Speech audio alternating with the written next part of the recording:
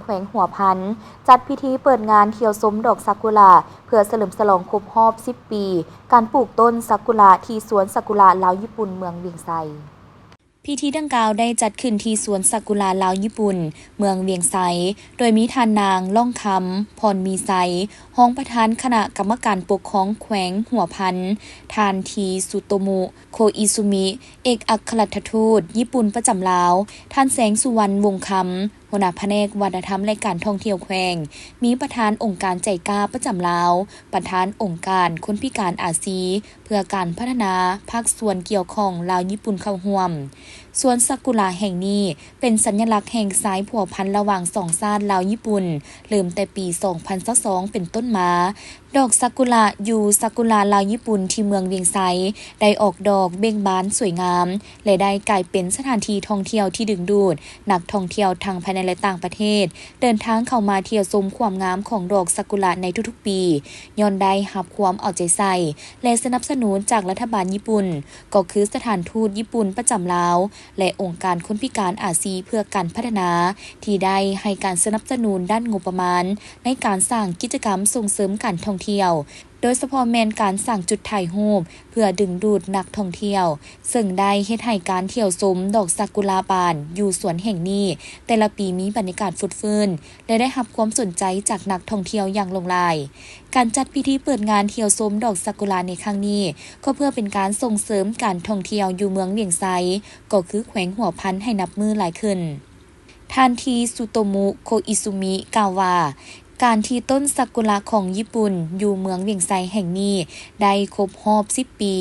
ซึ่งมีความหมายความสำคัญหลายและสร้างความปิติยินดีให้แก่ข้าพเจ้าในฐานะเอกอัครราชทูตที่ได้ประจำการในระยะเวลานี้การปลูกต้นซากุระในสภาพแวดล้อมที่แตกต่างจากญี่ปุ่นนั้นบ่แม่นเรื่องง่ายเลยส่วนซากุระจะเกิดขึ้นได้ก็ย้อนความพยายามของหลายภาคส่วนรัฐบาลญี่ปุ่นยังจะได้สืบต่อให้การสนับสนุนอย่างต่อเนื่องในการสร้างตั้งศูนย์ฝึกวิชาชีพให้แก่คนพิการที่ตั้งอยู่ในบริเวณสวนดอกซากุระเมืองเวียงไซที่ดำเนินโดยองค์การคนพิการอาซีเพื่อการพัฒนา ADDP พร้อมทั้งโครงการพัฒนาชุมชนโดยนำไส้ทาแห่งการท่องเที่ยวของเมืองเวียงไซ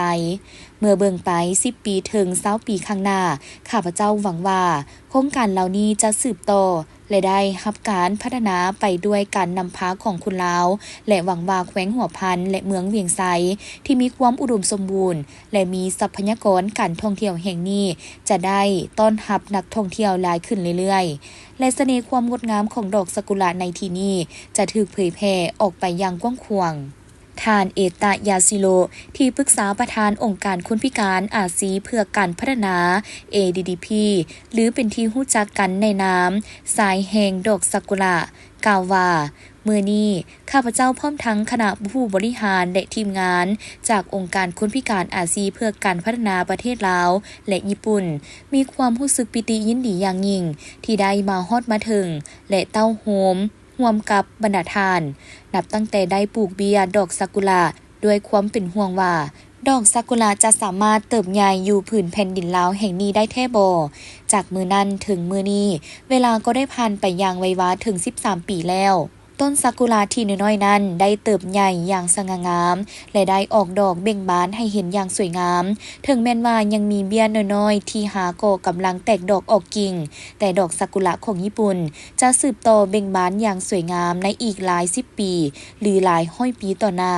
ในสัญลักษณ์ที่ว่าดอกซากุระแห่งมิตรภาพและเป็นสถานที่ท่องเที่ยวแห่งใหม่ของเมืองเวียงไซตลอดไปในอนาคต